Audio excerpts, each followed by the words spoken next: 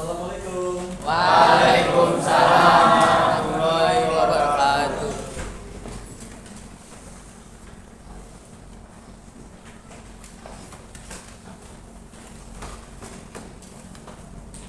Selamat pagi anak-anak semua. Pagi. Gimana kabar kalian semua? Baik. Baik. Ada yang udah masuk kan ini? Masuk semua. Ada? Masuk semua? Masuk semua. Lengkap. Berarti istilahnya materi kita nanti nggak ada yang ketinggalan. Ya.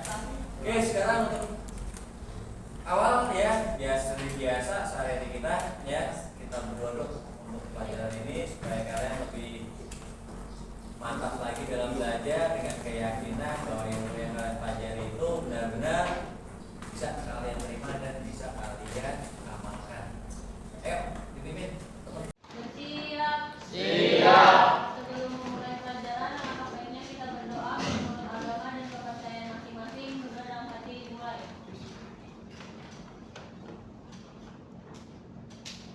Berdoa selesai, memberi salam. Assalamualaikum warahmatullahi wabarakatuh. Waalaikumsalam warahmatullahi wabarakatuh. Baik nak, untuk hari ini ya kita mulai dengan pelajaran yang materinya.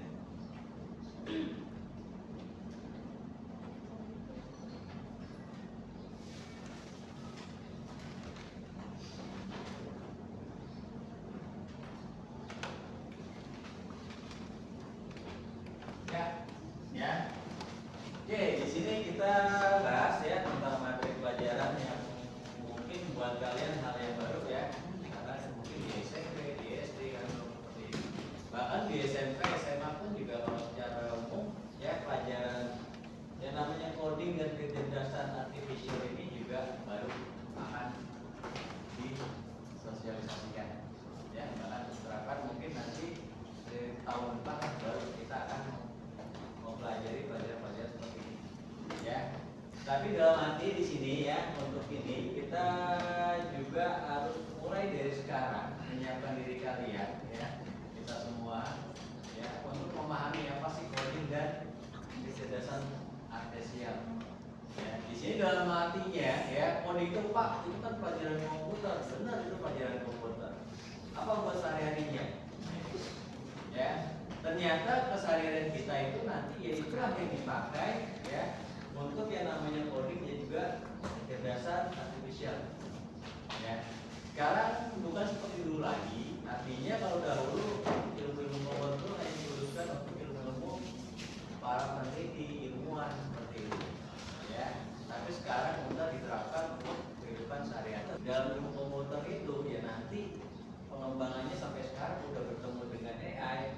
Yang namanya coding itu nggak akan terlepas karena coding ini adalah sebagai jembatan penghubung antara manusia dengan mesin, terutama komputer ya. Jadi coding ini biasanya dipakai kalau di dalam komputer itu adalah sebagai bahasa penerjemah dari bahasa manusia menjadi bahasa komputer sehingga komputer itu bisa memahami apa maunya manusia. Nah itu diterapkan seperti itu ya. Nah, dalam coding ini mungkin keterangan di sini ya, proses menulis instruksi dalam bentuk bahasa yang dapat dimengerti oleh komputer. Ya, seperti itu. Ya. Sama kalau kita orang Jawa ketemu sama orang Batak, ya enggak? Kagak. Sama-sama nggak paham kan? Iya. Nah, sekarang codingnya apa? Bahasa Indonesia. Sama-sama paham kan? Ya, sama komputer juga seperti itu. Komputer punya bahasa sendiri ya. Yang bisa dibilang bahasa digital lah. Kalau kita bahasa umumnya manusia seperti apa? Nah itu diterjemahkan seperti itu. Nah terus kalau sudah sama mengerti baru di sini komputer agar dapat melakukan tugas tertentu. Jadi kita memerintahkan perangkat atau komputer itu supaya dia bisa melakukan kerjaan seperti itu. Ya. Jadi kalau dari sekalian di era kalian udah enak. Artinya tampilannya sudah visual. Ya, nggak perlu lagi ketika komputer buatkan saya seperti ini enggak ya, tapi tidak kuat jika punya klik kayak gitu ya, berbasis layar atau berbasis gambar.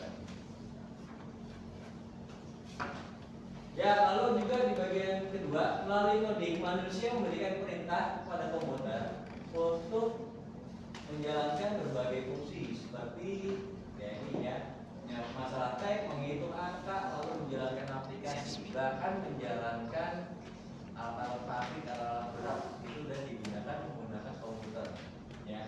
Nah ini biasanya kalau untuk pembuatan coding ya biasanya yang paling utama itu ada namanya bahasa pemrograman ya, ada bahasa pemrograman. Nah inilah yang nanti yang digunakan untuk kita berkomunikasi dengan komputer.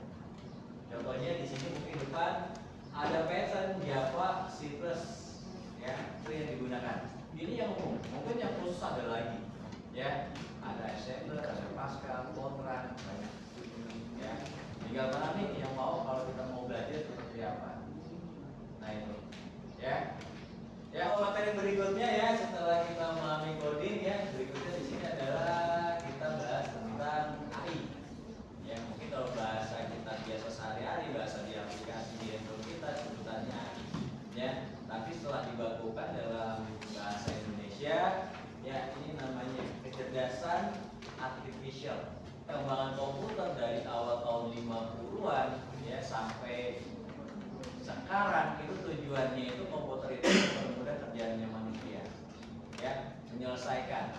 Yang tadinya kerjaannya itu bisa dikerjakan berbulan-bulan, dengan hitungan hari dia udah selesai. Kerjaan yang dikerjakan berjam-jam dengan bantuan komputer, kerjaan dalam hitungan menit dia udah selesai. Nah itu diharapkan seperti itu.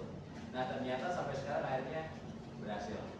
Ya. Nah perkembangan paling tertinggi yaitu sekarang, ya khususnya di dunia ilmu komputer keseharian kita mungkin udah ketemu yang namanya AI. Ya. Nah ini kenapa dia dibilang cerdas? Karena yang namanya komputer tetap sebetulnya dia alat ya.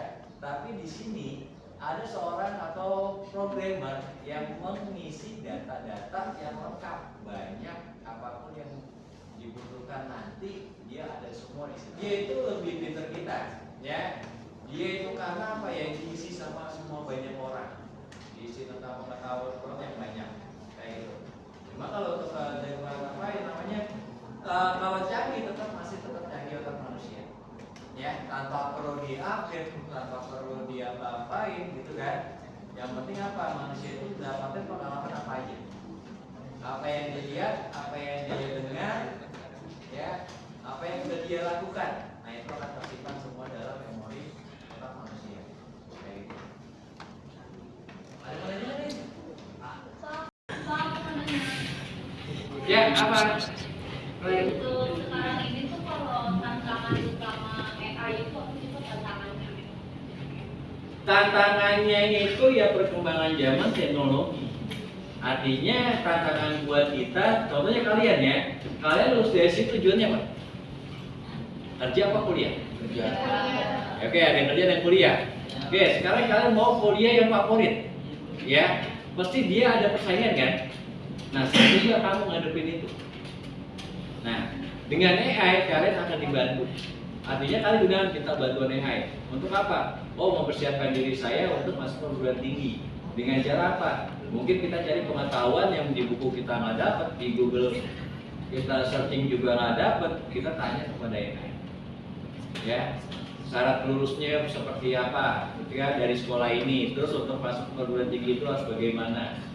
Ya, bimbingan belajarnya seperti apa? Nah itu tuh akan ada di situ. Kalau kerja pun juga seperti itu, ya. Kalian kerja masih menggunakan surat, ya kan?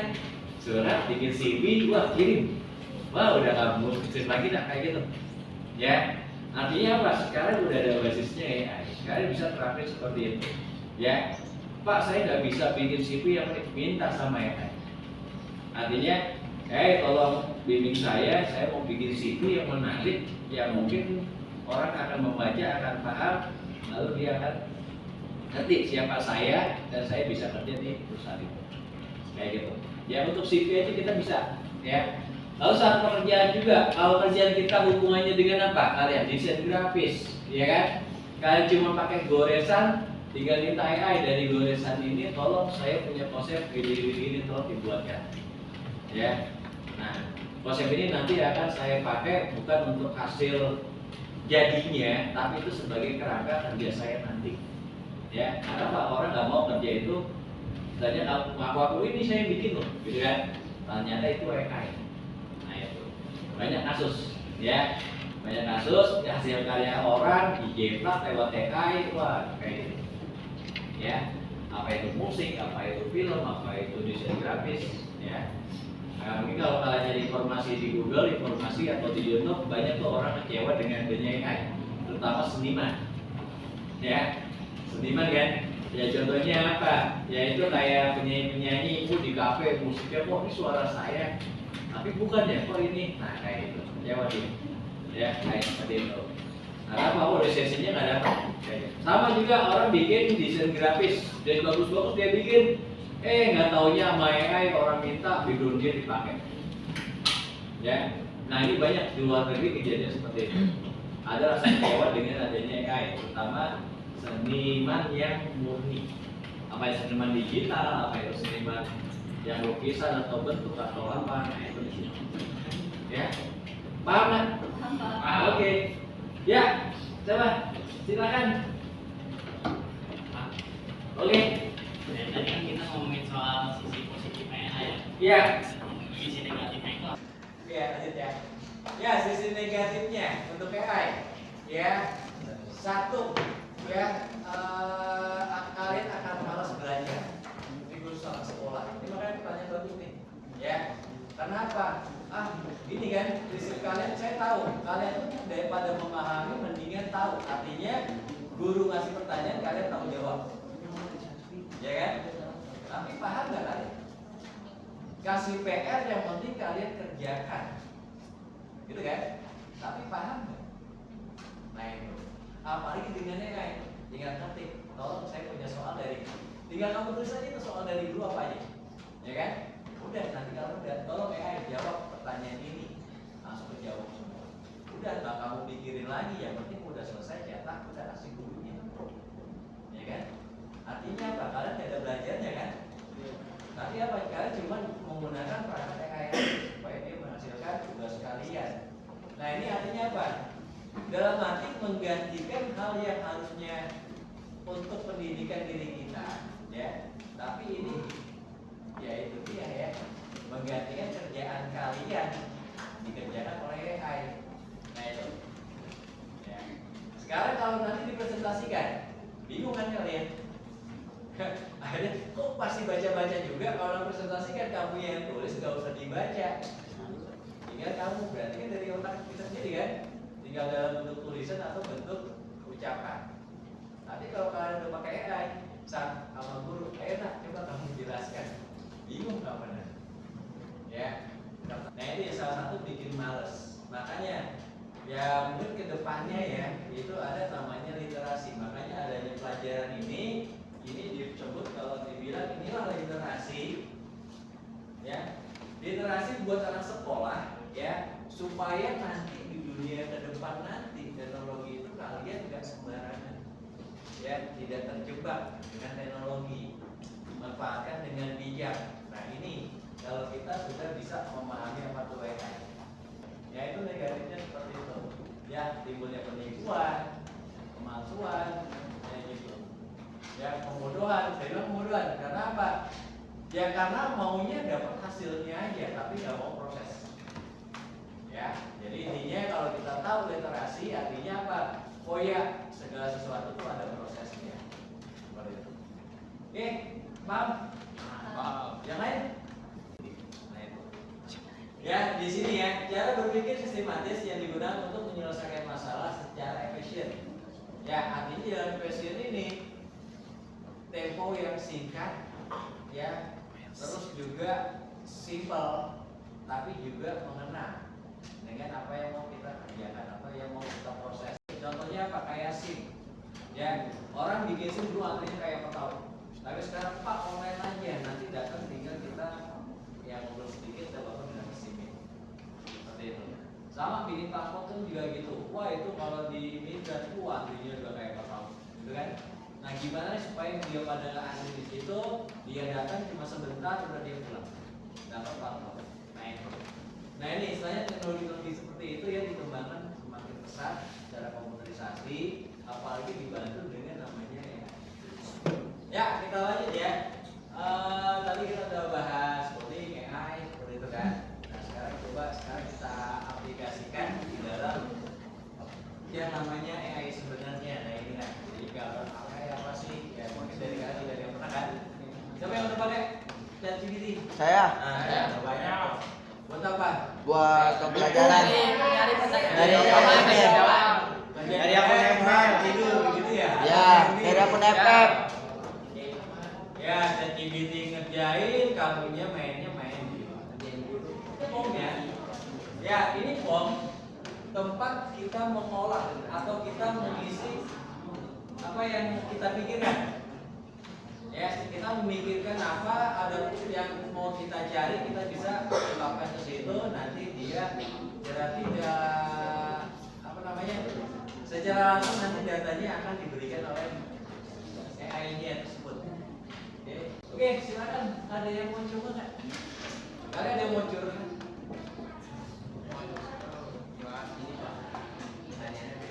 Oke, coba kamu. Silakan. Budaya selain di Kalimantan. Ada. Mana? Oh no. Jawa Barat. Sepuluh apa namanya? Pokoknya ada berapa? Banten ada, Pak. Nah, ini ya. Jadi informasi yang mungkin kita tahunya cuma di Kalimantan aja, nggak ada di tempat lain. Dan oh ternyata di pulau yang lain juga seperti itu juga. Kayak gitu. Jadi bukan hal yang sepele itu, tapi sebetulnya hal yang sangat luas, orang pengen tahu itu banyak.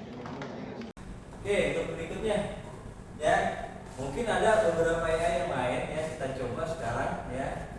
Di sini mungkin bisa kita gunakan aplikasi AI ya. Di sini ada Gemini. Ya. Dah, di sini saya mau gantian kalian praktek. Ayo, siapa yang maju ke depan? Yuk.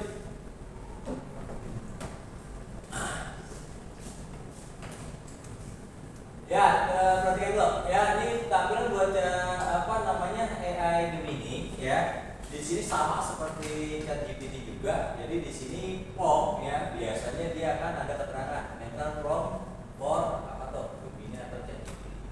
Ya. Nah, prompt ini istilahnya apa sih yang kita pikirkan, apa yang kita mau, nah itu di sini. Atau kita mau ngobrol atau kita mau tanya jawab dengan AI itu juga bisa. Ya kan? Nah, ini kita kembali lagi ke materi. Kita coba di sini untuk permainan game. Ya. Kebetulan saya ada beberapa form ya untuk kita buat contoh. Tapi nanti saat praktek saya ingin kalian sendiri berkreasi. Artinya kalian bikin pola cerita atau kalian bikin konsep naskah atau kalian bikin sketsa ya. Nanti untuk kita gunakan desainnya atau prompt kita itu kita cari dengan AI. Oke, silakan. Oke, masuk ke yang kanan pasti. Pakai kanvas aja, kita pakai itu. Kanvas. Nah, di sini perhatikan. Pertama kita akan disajikan seperti ini. Ya, coding dia, prosesnya ini yang dibilang ya, kode algoritma. Bahasa coding seperti ini ya. Nah, ini hasilnya. Ya, coba digulung-gulung, jangan dipukul. Ya, nah ini jadi kotak-kotak ini ya berisinya sampai 100 kotak. Karena tadi kita minta ya baris 10, kolom 10 gitu kan. Ya, jadi 100 kotak. Terus juga kita coba kamu klik salah satu angka-angka yang ada. Nah, di sini ada pertanyaan, berapa hasil dari 4 kali 4? Berapa? Coba dijawab. Ya, jawab benar. Berapa benar? 11. Kirim jawaban. Jawaban benar, tetap lanjut kan? Coba kita sekarang coba jawab tapi jawabannya salah. Kita salahkan. Ya. Terserah bebas mau yang mana. Nah, apa nah? Tulis aja ini misalnya sepatu.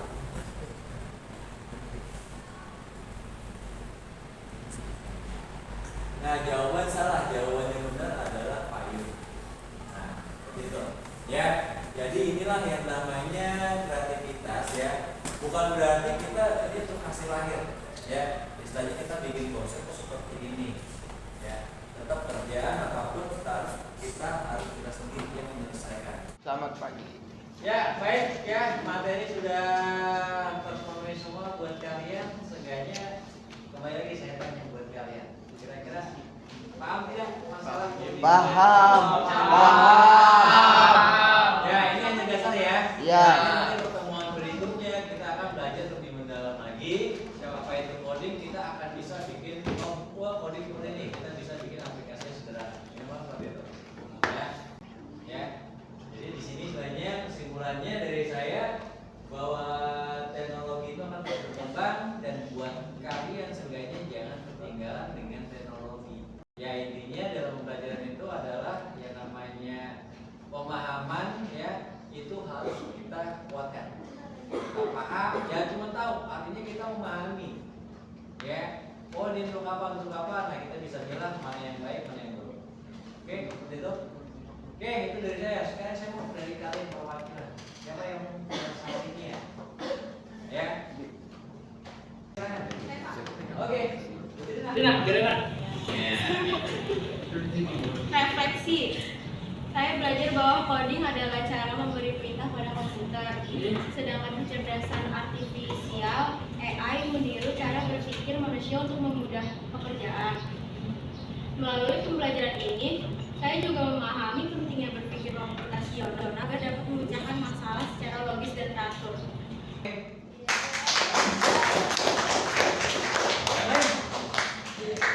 Kita hari ini buat kalian apa yang saya sampaikan jadi manfaat buat kalian. Amin. Kita sama-sama dalam hati ya saya menyampaikan saya makin ingat terus juga kalian tahu juga makin pintar. Amin. Kan seperti itu. Ya. Oke, untuk akhir kata saya ucapkan terima kasih buat kalian semua. Wassalamualaikum warahmatullahi wabarakatuh.